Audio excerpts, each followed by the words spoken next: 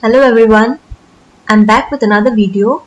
In this video, I'll show you the packages that you should install in Sublime Text to make the coding much faster and easier. First of all, the very famous package without which a developer's life is like impossible, that is Emmet. So you can see here, this is the Sublime Text interface. Now here, if I click Control Shift P, the command palette opens. Okay, and if I click escape, it will just go away. Or you can go to this preferences and package control, and again this will come. Okay, here to install any package, you need to type install and see this one, install package. You just click this one. Okay, after clicking this, you can see below the repository has just loaded. After that, you will just have to enter the package name over here that you want to install, and it will come up over here. Okay, as I've already installed Emmet, it is not showing over here, so I'll just show you packages that is already installed in my Sublime Text. For that, I'll have to again open my command palette. Here I'll type remove package. Here's the option you see, and I click that. These are the packages that are already installed. You can see the names over here, and you can see over here the Emmet package that is already installed. Okay, and in your case it will not be installed, so go ahead and install it. You just have to click in this package name and it will be installed. Okay, and the status of the installation will show it over here in the status bar. Okay, and I'll just not click this one because this is the remove package. If I click, it will just uninstall my packages. And to show what Emmet does, for that I'll just delete whatever is written over here. And when I write exclamation and I hit tab, you see the boilerplate code of HTML is written already. Okay, so this is what Emmet does. Also, if I write UL star 5, that means I want to create 5 UL elements, and hit tab, you'll see here 5 UL elements are created. Okay, and also if you just write UL greater than sign and LI and then hit tab, it will just create the UL LI elements in the HTML form. Okay, so you can see this Emmet is very handy while writing the code. Okay, and there are many more features to it. You can just go to the documentation in Google and read it. Now going to install the next package, which is the material theme. For that, again go to the command palette, type install packages, and it will load the repository over here. You can see loading repositories. Now it has loaded, and if you type over here material theme, again it is already installed in my laptop, so I just cannot show you that. I'll just go to my install packages from here. Here you can see that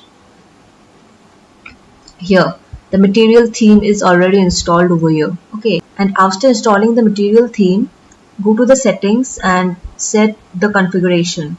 I'll show you how it is done. Just click Control Shift P and type there material. You can see over here it came material theme configuration. Hit that, and you can see here a nice small floating pop-up has come. Over here you can choose whatever you want. When you click this, you can see the folders are shown with bright colors. So I just don't like these colors, so I'll just keep it default. And there are many color theme also. You can see it turns blue, and there are many things you can just play around with these. For now I'm just not selecting any, and you can come here and select color themes whichever suits you. Mine is the darker one, material theme darker. There are other themes also. The lighter one, I don't like that. And there are themes like material theme Palinite, then material theme. So choose whatever you want. I'll just keep this, and then I just like the panels. You can see over here these three are ticked for me. Just notice this scroll bar over here. It changes color when I untick this. This is the default color, and when I check that, it becomes a darker black, something like that. So I like this color, so I just kept it checked. So just go on and click these three. I like this contrast mode. You can see the panel color, the status bar color will change when I click this. See, I just like this one, so I've just checked it. There are many more settings, you can just play around. Also, I like the status bar small, not so big. You can see here, if I uncheck this, the height of the status bar increases. So I'll just again check that over here. You can see the difference. Again, go back and go to the tabs. Here you see I like the material theme small tabs. Tabs mean this one where the file title is showing or the file name is showing. If I uncheck this, you will notice the difference. It has increased its height, and if I just again check that, you will see the height has decreased. Okay. Also here, material theme tabs auto width. If I uncheck this, you will notice the length of all the tabs is same. See over here, this tab and this tab. If I check this one, this tab length and this tab length is same. Okay, so I don't like that. I just want to shrink everything. So I just prefer that shrinking tab one. I'll just have to click Ctrl Shift P again and material theme configuration, and again in the tab section I'll just check this one. Okay, so you see the length has auto width.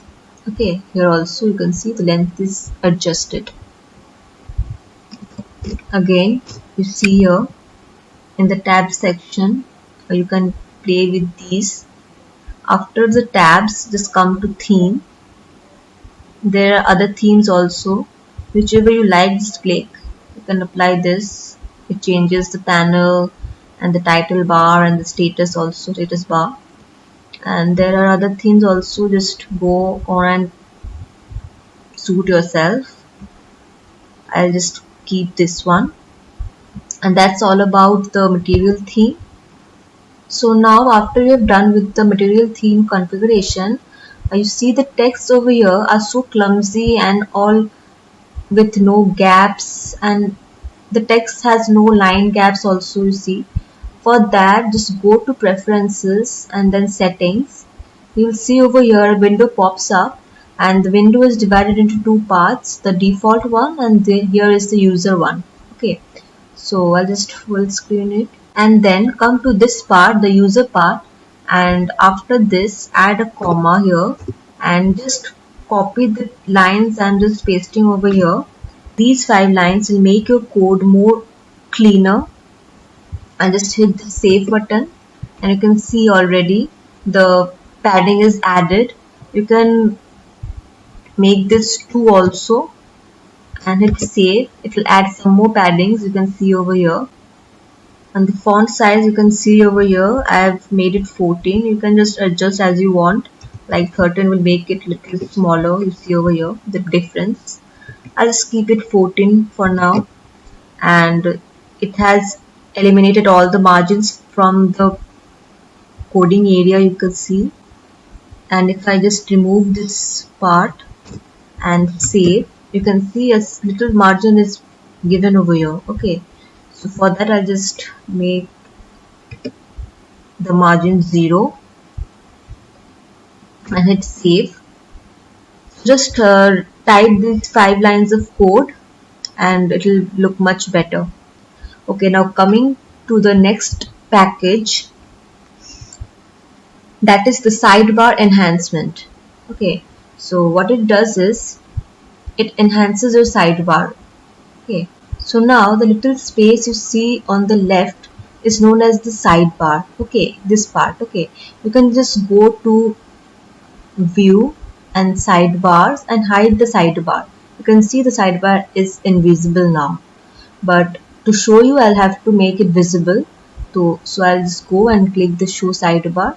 This is the sidebar. So now if you click on a file, you can see there are lots of options available over here. Okay, that is only possible because of the sidebar enhancement package. Okay, in your case, if you just go on and right click on a file, there will be, I think, 3 to 4 options. You can just go and try it. After installing the sidebar enhancements, there will be much more options to play with. So the next package you should install is the advanced new file. What it does is, generally you create a new file with Control N, and you can see over here it is an untitled file which is not saved. So for saving, you click Control S, and you can see over here a pop-up window comes over here. You can give a name to your file, suppose example.html, and when you hit enter, it saves your file over here. Okay, this is the general way to save a file. So with the advanced new file package, what you can do is click the folder where you want to create a new file and save it, and then from your keyboard click Ctrl Alt N. You can see here a nice space comes over here. You can just type in there the file name, suppose e1.html, and hit enter. You see here the file is saved. Here, when the file is not saved, you can see over here a pen sign is shown. See over here a pen sign, and here it is saved. So no pen sign is showing over here. Okay, so this is so simple with advanced new file package. Now coming to the next package, that is Git Gutter. Okay, when you install the Git Gutter package, what it does is, it's very handy when you are working with Git repositories. What it does is, whenever you commit any changes in your file, it will show you some marks on your file. I'll just show you an example. It will make you understand better. I'll just open a file which is there in my Git repository from here.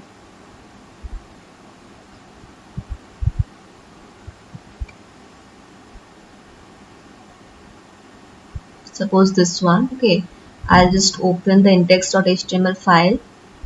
So here you can see this file. Just don't get freaked out seeing these lines of codes. So here I'll show you. If I put some lines and hit save, you can see over here a blue dot is appeared. Okay, that means a commit is yet to be made in the Git repository. Okay, and if I delete these lines of codes, suppose this one, and hit save, you can see over here a red triangle is showing over here. This means that there was a line which is currently deleted. So basically it will help you to find out changes that you or your friend might have committed in the file itself, and it will tell you whether you need to commit the files in the Git repository or not. So now the next package you should install is the bracket highlighter. So as the name suggests, you can see whenever I click on the opening tag of an element, suppose the head tag over here, you see here is a tag, nice orange tag, and at the closing tag of the same element, you can see over here another tag, orange tag over here. Okay, so this is what the bracket highlighter does. So coming to the next package, which is known as auto file name. So what it does is, whenever you want to include a file in your current HTML file or whatever file it is, it will show you suggestions. I'll just give you an example. Like suppose I want to include the CSS, this one, s.css file in my HTML file. What I'll do is, I'll just type link and tab, and here you see we write the file name over here. Okay, and you can see over here the file name suggestions are showing over here. So if I want to include this s.css file, I'll just click over here and you can see the file is included. And if I save it and just test it, it will work. Okay. So I'm just not showing how it works because it's not the video of showing how it works. So I'll show you that in my later videos. So now coming to the next package, that is the color highlighter. What it does is it basically highlights the color. Suppose in my s.css file, you can see over here some texts are already written over here. So you can have an idea from here only. Like when you write color and type a color name like red, or even if you give an RGB color code or an hex color code, it will show the color over here. Okay, so that is what the color highlighter does. If the color highlighter doesn't work for you, there is another package named color highlight. You can install that also, it will work the same. And the last one is the Sublime Linter. Sublime Linter package is nothing but it gives you a better, cleaner and a bug-free code. It basically lints your code. So these were the special favorites of mine which I use personally, and obviously there are many more packages that you can install. I just love if you just comment below the packages that you install and want me also to install and use it. And if you have suggestions, please feel free to comment in the comment section. So for now, these were the basic packages that you must install in order to code in your Sublime Text. There are many more packages. You can just play around with whatever you want. Suppose you're using too much of JavaScript or too much of PHP or even HTML, CSS, whatever it is, just go on and install the other packages that might help you. I've just gone through the basics over here in this video. So now I'm ending this video over here. Also, before ending, don't forget to hit the like button, subscribe and comment below if you face any problem. See you in the next video. Till then, take care. Bye bye.